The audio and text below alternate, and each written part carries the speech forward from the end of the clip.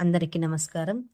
ఈరోజు 'మహల్‌లో కోకిల' కథకు కొనసాగింపు భాగం గురించి తెలుసుకుందాము. ఈ నవల రచయిత ప్రముఖ డైరెక్టర్ వంశీ గారు. ఇక కథలోనికి వెళ్ళిపోదాం. పురాతనమైన మహల్‌లో ఒక నర్తకి ఉంటుంది. ఆమెకి పిచ్చెక్కింది. ఆమె అరుపులకి ఆ మహల్‌లో మనుషులంతా పారిపోతున్నారు. కోకిల మీద తను రాయబోయే నవలలో మొదటి సీన్ గురించి ఆలోచిస్తూ సిగరెట్ అంటించాడు దేవదాస్. మొత్తం కథంతా తయారైంది. కాగితాలు కొనుక్కొస్తే ఈరోజు సాయంత్రం మొదలుపెట్టవచ్చు. కథలో ప్రధానాంశం అతిలోక సౌందర్యవతి అయిన కోకిల పాత్ర. ఆమె కాంతులేని కళ్ళల్లో రౌద్రం తప్పితే మరే నీతి సందేశాలు లేవు కథలో. కిటికీ దగ్గర కూర్చొని ఆలోచిస్తున్న దేవదాస్ తల అటు తిప్పాడు.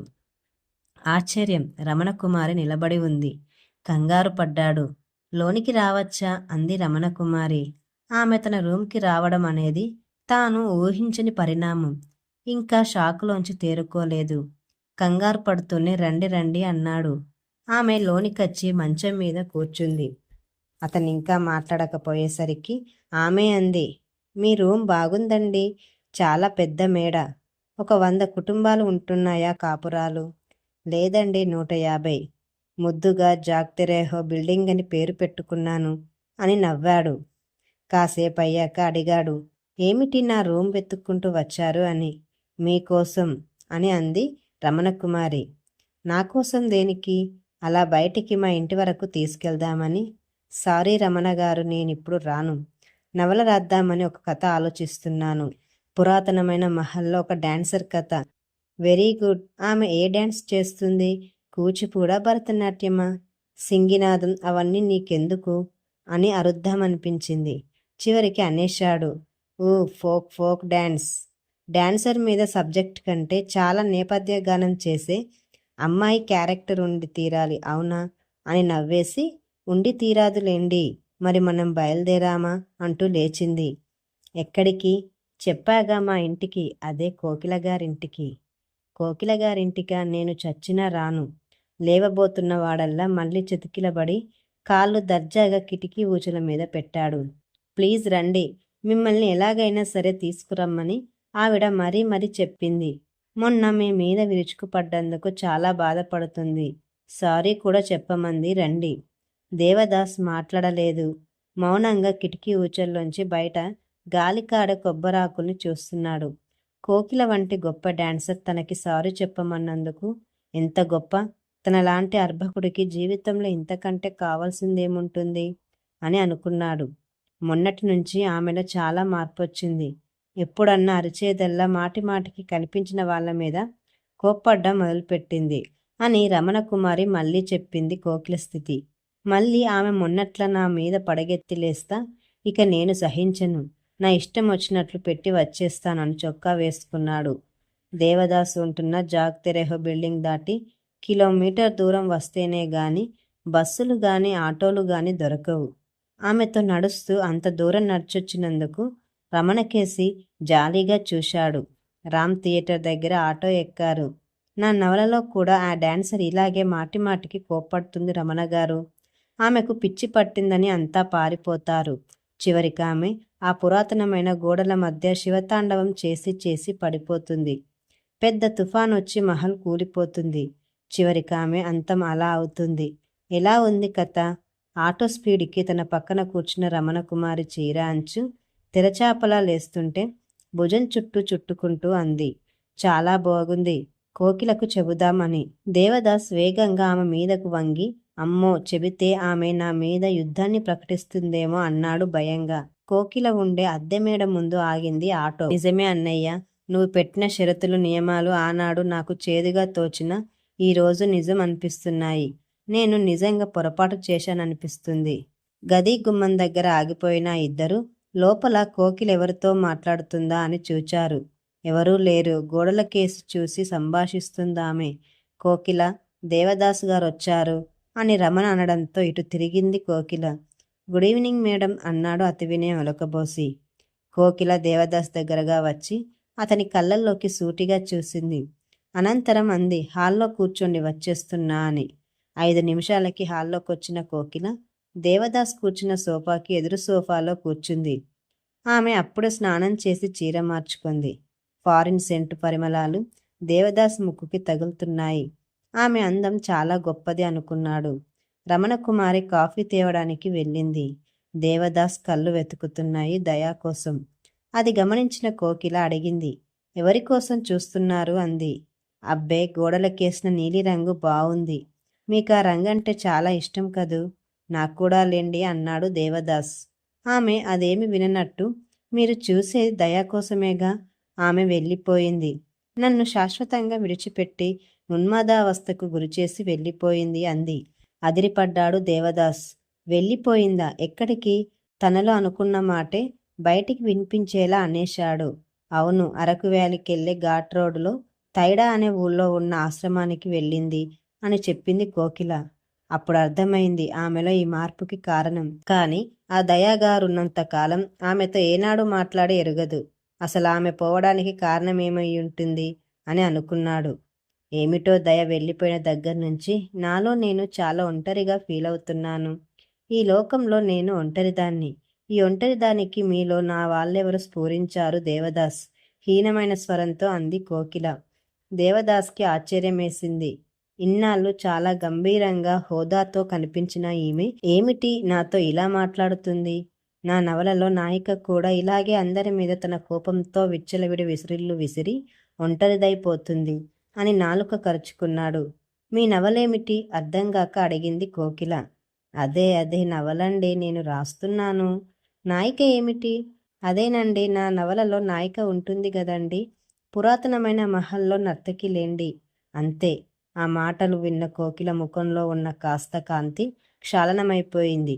మహావృక్షాలు పిలపిల విరుగుతున్న దృశ్యాలు ఆమె ముఖంలో కనిపిస్తున్నాయి. పెదవులు వణుకుతున్నాయి.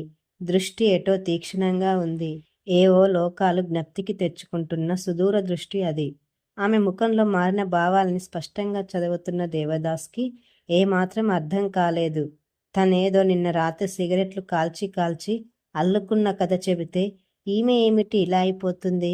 కథలో ఒక్క లైన్ చెప్తేనే అంత పరివర్తన. మరి మొత్తం కథంతా చెబితే ఎక్కడిది కథ? నా సొంతమండి, పూర్తిగా నా సొంతం.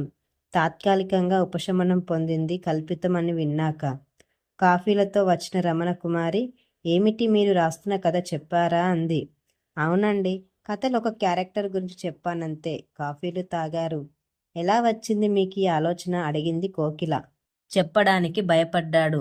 అబ్బే, ఊహాగానమండి, జీవితానుభవాలు అంతే. అంటే ఇంతకు పూర్వం ఇలాంటి కథలెక్కడైనా చదివారా? ఏమైనా జరిగాయా? అతని కళ్ళల్లోకి సూటిగా చూస్తూ అడుగుతుంది. కర్మ, పొరపాటును చెప్పాన్రా బాబు, వెధవ కథ. ఇప్పుడు ఈమె పోస్ట్ మార్టం చేసేలాగుంది అనుకొని, లేదండి, ఊహాగానం అంతే అన్నాడు. చాలాసేపు మౌనంగా గడిచింది. మరి నేను వెళ్తున్నానండి అని లేచాడు. ఎక్కడికి? రూమ్కి. నవల రాయాలి. రాయొద్దు, మీ ఉద్యోగం మీరు చేస్తున్నారు మళ్ళీ. వద్దండి, నేనో గాలికి తిరిగే పక్షిని. మీలాంటి వాళ్ళు దగ్గర నాకు కుదరదు. ఎందుకంటారా? అంతా నాదే అనుకొని చాలా ఓవర్గా బిహేవ్ చేసేయడం నాకు అలవాటు. ఎప్పుడు నోటికొచ్చినట్లు వాగుతాను. అది విని విని ఏదో ఒక రోజున మీరు నన్ను తీసి పారేస్తే నా అభిమానం దెబ్బతింటుంది. మీరింకేం చెప్పొద్దు. రేపటి నుంచి మీ పని మీరు చేస్తున్నారు. నేనెవర్ని ఎప్పుడు ఇంతగా అడగలేదు.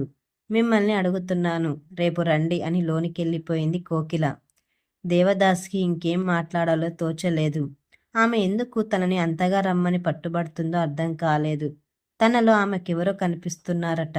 సరే అని బయలుదేరాడు. దేవదాస్ వచ్చిన 3వ రోజు కోకిల ఇంటికి ఒక మనిషి వచ్చాడు. ఆ రోజు కోకిల ఊళ్ళో లేదు. హైదరాబాద్ వెళ్ళింది ప్రోగ్రాంకి. ఆ మనిషి దేవదాస్తో చాలాసేపు మాట్లాడితే దేవదాస్ అతన్ని వెర్రివాళ్ళలా తీసి పరేశాడు. ఆ మనిషి వెతుకుతున్న ఒక స్త్రీ వివరాలు చెప్పడంతో దేవదాసు మతి చెలించింది.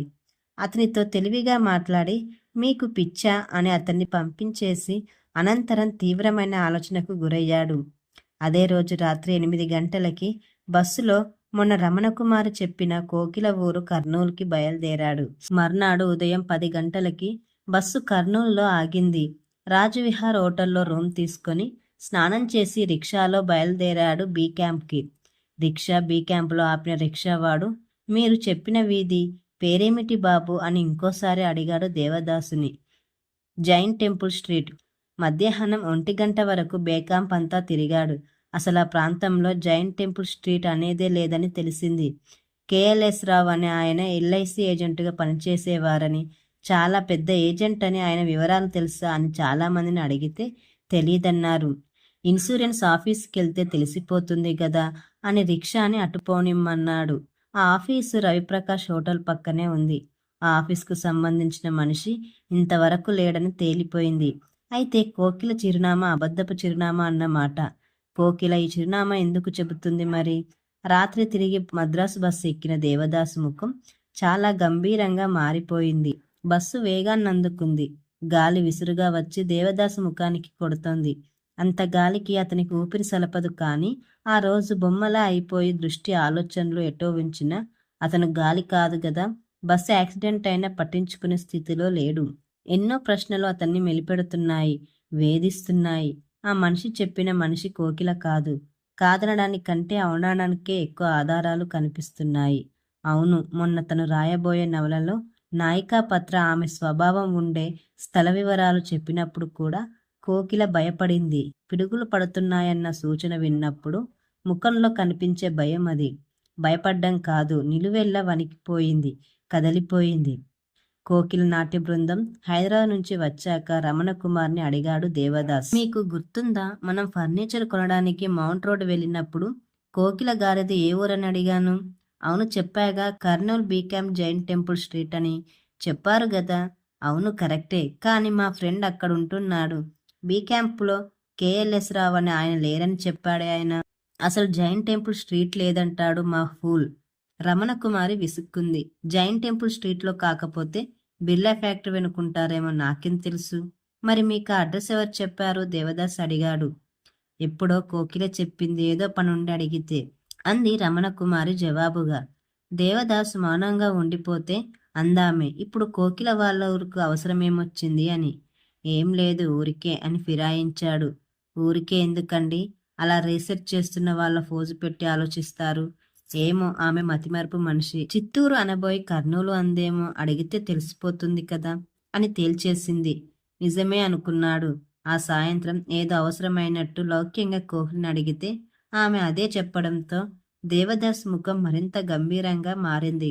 అతనిలో తీవ్రమైన ఆలోచనలు విరామాన్ని ఎరక్కుండా బుర్రని దోల్చడం మొదలుపెట్టాయి. ఆ రోజు నుంచి అతను నవ్వడం, జోకులేయడం కొంచెం తగ్గించాడు. నిత్యం కోకిల గురించే ఆలోచనలు. ఆమె ఎవరు, ఎక్కడి నుంచొచ్చింది, అసలు ఎందుకొచ్చింది అనే ప్రశ్నలు. ఒక్కోసారి వీటి వల్ల నాకు ప్రయోజనమేమిటి అని విసుక్కోవడం, లేదు ప్రయోజనముందని సమాధాన పరుచుకోవడం, అలా గడుస్తున్నాయి ఖాళీ సమయాలు.